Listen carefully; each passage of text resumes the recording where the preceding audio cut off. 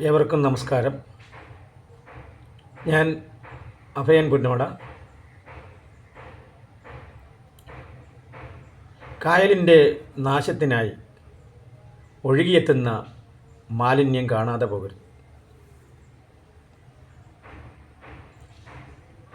ഈ നാശത്തിൽ നിന്നും കായലിനെ രക്ഷിക്കാൻ വേണ്ടി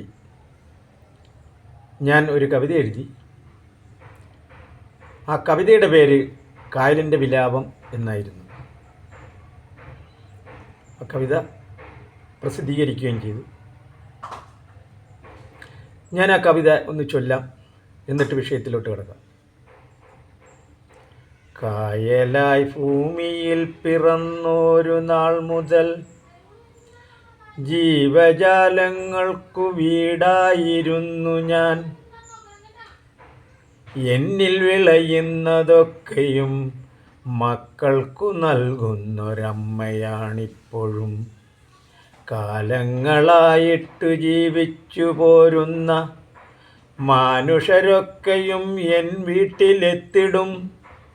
തോരാത്ത മഴയത്തും മാറാത്ത കാറ്റത്തും മക്കളെന്നരികിലായി ചേർന്നുരന്നിടുന്നു. പ്രകൃതി സമ്പത്തുകൾ നൽകിടുമെന്നോട് നാശമായൊന്നുമേ ചെയ്തുകൂടാ. എൻ മടിത്തട്ടിലായി വളരുന്ന സമ്പാദ്യം നിങ്ങളെ കാത്തു ഞാൻ കരുതി വയ്ക്കാം.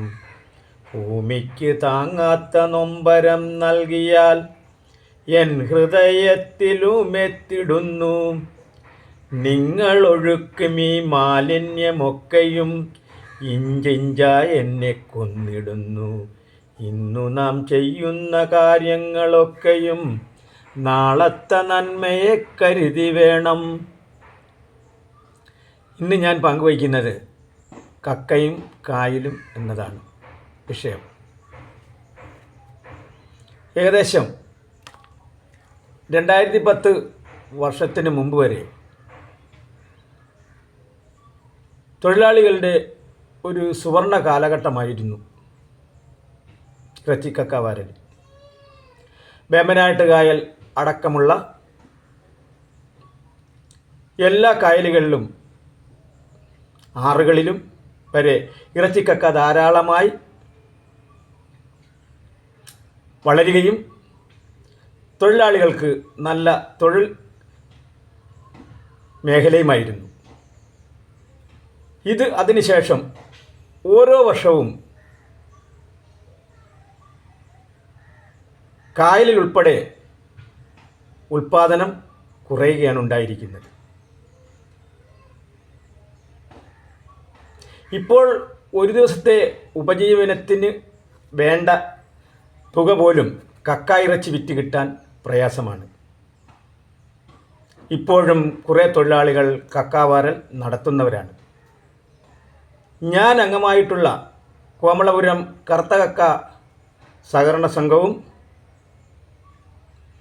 വടക്കോട്ട് മാറി മുഹമ്മ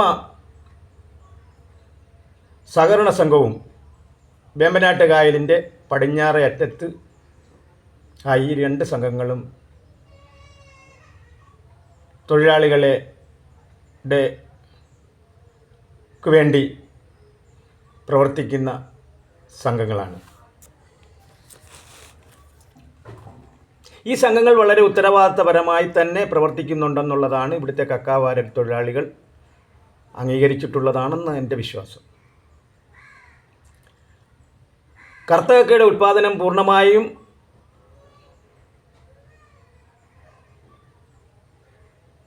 കുറയാൻ പ്രധാന കാരണം പ്ലാസ്റ്റിക് മാലിന്യം ജലാശയങ്ങളുടെ താഴെ ചെളിയിലും മണ്ണിലും അടിഞ്ഞുകൂടി കിടക്കുന്നതിനാലാണ്.